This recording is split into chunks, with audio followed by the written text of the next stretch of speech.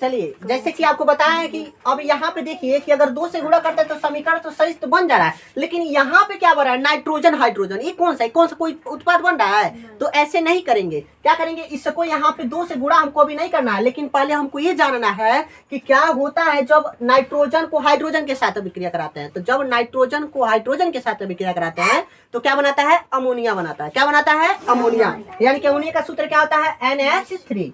देख रहे हैं, क्या आपसे कहें कि क्या होता है जब नाइट्रोजन को हाइड्रोजन के साथ अभिक्रिया कराते हैं। तो जब नाइट्रोजन को हाइड्रोजन के साथ अभिक्रिया कराते हैं ना, तो क्या बना देता है, आपका अमोनिया बना देता है। तो यहाँ पे देखिए हाइड्रोजन कितना हो गया, 3 हुआ, और यहाँ पे हाइड्रोजन कितना है बाबू, 2 है। प्रॉब्लम हो गया। उसके बाद से यहाँ पे नाइट्रोजन कितना है, 2, यहाँ पे नाइट्रोजन कितना हो गया, 1, फिर भी प्रॉब्लम हो गई। तो हम क्या करें कि हाइड्रोजनों की संख्या और नाइट्रोजनों की संख्या जितना इधर रिएक्टेंट है अर्थात जो अभिकारक है वह उत्पाद की संख्या के क्या हो जाए, इक्वल हो जाए। तो हम क्या कर सकते हैं, तो आसान भाषा में हम अगर इसको देखें तो अगर हम यहाँ पर देखिएगा, यहाँ पर अगर यहाँ पे कितना है, 3 है ना, तो अगर यहाँ पे हम 3 से गुणा करें तो 3 दूना कितना हो जा रहा है, 6 हो रहा है ना, 3 दूना कितना हो जा रहा है, 6। तो अगर यहाँ पे हम 2 से गुणा कर दे रहे हैं तो देखिएगा तो ये कितना हो जा रहा है आपका, कितना हो जा रहा है, 3 दूना 6, और नाइट्रोजन कितना हो रहा है, 2, नाइट्रोजन कितना है, 2। क्या हमारा समीकरण संतुलित हो गया। बस जैसे कि अब यहाँ पे दिखाई दे रहा है, इसको सबसे पहले हम आपको बताने वाले हैं कि सबसे पहले कि तत्वों को पढ़ा कैसे जाता है। अभी जस्ट इसको सॉल्व करने के बाद से हमको बताएंगे कि तत्वों को पढ़ा कैसे जाता है। यहाँ पे देखिए, यहाँ पे क्या है, मैग्नीशियम, यहाँ पे क्या है, oxygen. What happened with reaction of oxygen to magnesium. क्या होता है जब मैग्नीशियम को किससे अभिक्रिया कराते हैं, ऑक्सीजन से अभिक्रिया कराते हैं। तो जब मैग्नीशियम को ऑक्सीजन के साथ अभिक्रिया कराते हैं तो मैग्नीशियम ऑक्साइड बनाता है। क्या बनाता है, मैग्नीशियम ऑक्साइड, MgO। समझ रहे हैं ना, क्या बनाता है, क्या होता है जब मैग्नीशियम को ऑक्सीजन के साथ अभिक्रिया कराते हैं। तो जब मैग्नीशियम को ऑक्सीजन के साथ अभिक्रिया कराते हैं तो मैग्नीशियम ऑक्साइड बनाता है। जैसे कि मान लीजिए यहाँ पे देखिए, मैग्नीशियम कितना है, 1, मैग्नीशियम कितना है, 1, ऑक्सीजन कितना है, 2, ऑक्सीजन कितना है, 1। ना इंसाफ किया जाए तो क्या किया जाएगा, देखिए अगर यहाँ पे हम 2 से गुणा कर दे रहे हैं तो मैग्नीशियम कितना हो जा रहा है, 2, ऑक्सीजन कितना हो जा रहा है, 2 हो रहा है, क्योंकि हम बताए ना कि इसके साथ भी दोनों के साथ गुणा होता है। तो यहाँ पे देखिए ऑक्सीजन तो 2 की संख्या बराबर हो गई, लेकिन इसके साथ नाइंसाफी हुआ है तो 2 का अगर इसके साथ गुणा कर दे तो क्या हो रहा है, 2 बराबर हो गया। देखिए जो रिएक्टेंट है और जो प्रोडक्ट है इक्वल हो गया कि नहीं हो गया। उसी तरह से अब आपका नेक्स्ट क्वेश्चन दिए थे हम कि क्या होता है कि जब कॉपर को सल्फ्यूरिक अम्ल के साथ अभिक्रिया कराया जाता है। सल्फ्यूरिक अम्ल का सूत्र क्या होता है, सबसे पहले सल्फ्यूरिक अम्ल का सूत्र जानना आपको जरूरी है, क्योंकि जब सूत्र आपको याद रहेगा तो कोई भी प्रॉब्लम नहीं होगी, आप क्वेश्चन को आसानी से सॉल्व कर देंगे। तो सल्फ्यूरिक अम्ल का सूत्र होता है H2SO4। इसको तन सल्फ्यूरिक अम्ल या सांद्र सल्फ्यूरिक अम्ल के नाम से जानते हैं। समझ रहे हैं ना, इसी को कहा जाता है तेजाब। क्या कहा जाता है, तेजाब। तेजाब का नाम सुना है ना, जो बैटरी में डाला जाता है। समझ रहे हैं ना इसका। अब तेजाब समझ गए, अब आपको बताना है कि क्या होता है, what happened with reaction of copper to सांद्र सल्फ्यूरिक, क्या हो जाएगा, तम सल्फ्यूरिक एसिड। समझ रहे हैं ना बाबू। तो इसको जब सांद्र सल्फ्यूरिक अम्ल को किसके साथ अभिक्रिया कराएंगे, कॉपर के साथ, तो क्या बनाएगा, आपका बना देगा कॉपर सल्फेट। क्या बना देगा, कॉपर सल्फेट, CuSO4 प्लस बना देगा आपका, क्या बनाएगा।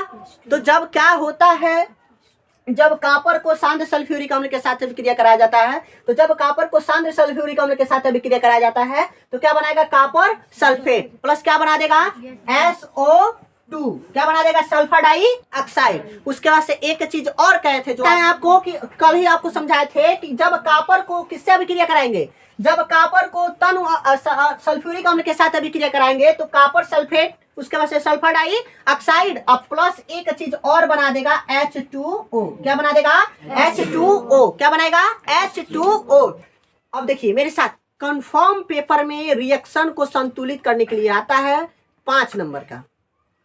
या आप हमारे पे बिलीव करें या ना करें, लेकिन आज अगर आप इस वीडियो को पढ़ ले रहे हैं, सही से पढ़ ले रहे हैं, अगर जो भी प्रॉब्लम होगा उसको तो नेक्स्ट वीडियो में हम हल करवा ही देंगे। लेकिन अगर आपका क्वेश्चन ये बन रहा है कि भाई इसको पढ़ने से क्या फायदा होगा, तो आज मैं आपको एकदम दावे के साथ कर रहा हूं कि कंफर्म पेपर में कम से कम इस पेपर में से कम 5 नंबर का रासायनिक समीकरण को संतुलित करने के लिए पेपर में आता है।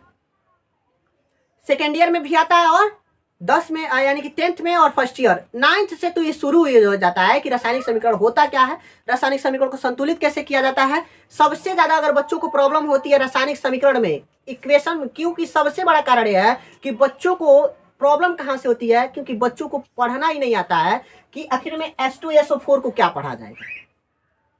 समझ रहे हैं, H2SO4 को क्या पढ़ा जाएगा, KOH को क्या पढ़ेंगे कि यानी कि पोटेशियम हाइड्रोक्साइड का सूत्र क्या है, कब ऑक्सी पढ़ेंगे, कब ऑक्साइड पढ़ेंगे, कब डाई पढ़ेंगे, कब ट्राई पढ़ेंगे, कब टेट्रा पढ़ेंगे, कब पेंटा पढ़ेंगे। हमको यही जानना जरूरी है, क्योंकि अगर हम ये जान गए ना तो केमिस्ट्री आधा सॉल्व कर लेंगे। केमिस्ट्री एक ऐसा विषय है ना बाबू, इसको पढ़ा जाता है कुछ और लिखा जाता है कुछ और। समझ रहे हैं ना, सबसे बड़ी प्रॉब्लम केमिस्ट्री का ये है कि इसको पढ़ा जाता है कुछ और लिखा जाता है कुछ और। समझ रहे हैं ना, इसलिए जैसे कि मान लीजिए आपको हम कहें कि पोटेशियम, तो पोटेशियम का पहला अक्षर किससे शुरू हो रहा है, पी से, लेकिन इसको पोटेशियम को किससे डिनोट किया जाता है, के से। किससे डिनोट किया जाता है, के से। समझ रहे हैं ना, इसलिए केमिस्ट्री थोड़ा सा टॉप इसलिए मान लिया जाता है क्योंकि केमिस्ट्री में लिखा जाता है कुछ और पढ़ा जाता है कुछ और। समझ रहे हैं, तो देखिए इधर यहाँ कॉपर कितना है, एक। कॉपर इधर कितना है, एक। सल्फर डाइऑक्साइड देख रहे हैं यहाँ पे सल्फर कितना है, यानी कि सल्फर पहले देखिए, सल्फर पहले अब देखना आपको कि इसमें पहला हाइड्रोजन कितना है इधर, तो इधर से आपको यहाँ पे दिखाया गया है कि क्या है ना कि इधर से संतुलित करेंगे तो सबसे पहले छोटा इसमें देखेंगे, तो छोटा क्या है, कॉपर। तो जब कॉपर को हम संतुलित करें तो कॉपर कितना है इसमें, एक है, तो इधर कॉपर कितना है, एक बराबर। उसके बाद से यहाँ पे देखिए हाइड्रोजन कितना है, दो, तो इधर देखिए हाइड्रोजन कितना है, दो, इक्वल हो गया। उसके बाद से सल्फर कितना है, एक, और सल्फर एक, दो, देख रहे हैं ना, सल्फर की संख्या इधर कितनी है, दो है। उसके बाद से ऑक्सीजन इधर कितना है, ऑक्सीजन चार, इधर ऑक्सीजन की संख्या कितना है, चार, चार दो छह, और छह एक सात। देख रहे हैं ना, प्रॉब्लम हो रही है ना, तो हम क्या करें कि इधर ऑक्सीजन की संख्या भी बराबर हो जाए और हाइड्रोजन की संख्या भी बराबर हो जाए। तो एक्चुअली हम इसको साफ करके लिखते रहे, क्या क्या था, कॉपर प्लस H2SO4, यही था, यही था। तो क्या बनाया है कि क्या होता है जब कॉपर को सांद्र सल्फ्यूरिक अम्ल के साथ अभिक्रिया कराते हैं, तो जब कॉपर को सांद्र सल्फ्यूरिक अम्ल के साथ अभिक्रिया कराते हैं तो क्या बनाता है, कॉपर सल्फेट, सल्फर डाइऑक्साइड और जल। समझ रहे हैं ना, अब कैसे हो रहा है यहाँ पे देखिए, अगर यहाँ पे सल्फर कितना है, दो, तो अगर इस समीकरण में हम यहाँ पे दो से गुणा कर दे रहे हैं, इस समीकरण में कितना से गुणा कर दे रहे हैं, दो से, तो देखिएगा जरा, दो से अगर हम गुणा किए हैं, अपने पास से दो से गुणा कर रहे हैं, पहले आपको दिखाने के लिए कि आखिर में संतुलित कैसे हम करें। तो यहाँ पे जब हम दो से गुणा कर रहे हैं तो देखिएगा हाइड्रोजन कितना आ जा रहा है, चार, हाइड्रोजन कितना आ जा रहा है, चार, तो हाइड्रोजन यहाँ पे कितना है, दो। अगर इसमें हम दो से गुणा कर दे रहे हैं, कितना से, दो से, तो जरा देखिए हाइड्रोजन कितना हो गया, चार, दोनों इक्वल हो गया। उसके बाद से सल्फर कितना हो गया, आखिर में सल्फर का भी तो दो से गुणा होगा, तो सल्फर यहाँ पे देखिए, सल्फर जो दो का गुणा होगा इसमें भी होगा, इस वाले में भी होगा और इस वाले में, तो दो का गुणा इसमें करेंगे तो सल्फर कितना हो जाएगा, दो। तो इधर देखिए सल्फर कितना है, एक और एक, दो, सल्फर बराबर। उसके बाद से देखिए तो ऑक्सीजन यहाँ पे दो, यहाँ पे है चार, तो चार दूनी आठ, आठ हो रहा है। तो देखिए चार ऑक्सीजन और चार दो छह, और दो का इसमें भी गुणा होगा तो छह दो कितना हो जाएगा, आठ, यानी कि संतुलित आपका क्या हो गया, रासायनिक समीकरण संतुलित हो गया। समझ रहे हैं ना, सिर्फ किसमें आपको गुणा करना पड़ा है, इस वाले में, यानी कि तनु सल्फ्यूरिक अम्ल में आप कितना से गुणा कर दिए हैं, मात्र दो से गुणा कर दिया है, तो आपका समीकरण क्या हो गया है, संतुलित हो गया। समझ रहे हैं, जो नया एनसीईआरटी बनाया है उसमें अलग अलग करके दिखाया है, अलग अलग करके। अगर आपको नहीं समझ में आ रहा है तो आप बोलिएगा, तो हम अलग अलग करके ही बता देंगे। यह विधि, इस वाले विधि को कहते हैं अनुमानित विधि। कौन सी विधि, अनुमानित विधि। हम ये नहीं जान रहे थे कि एकदम कंफर्म है कि इसमें दो से गुणा होगा, हम जान रहे थे नहीं, अनुमान लगाए।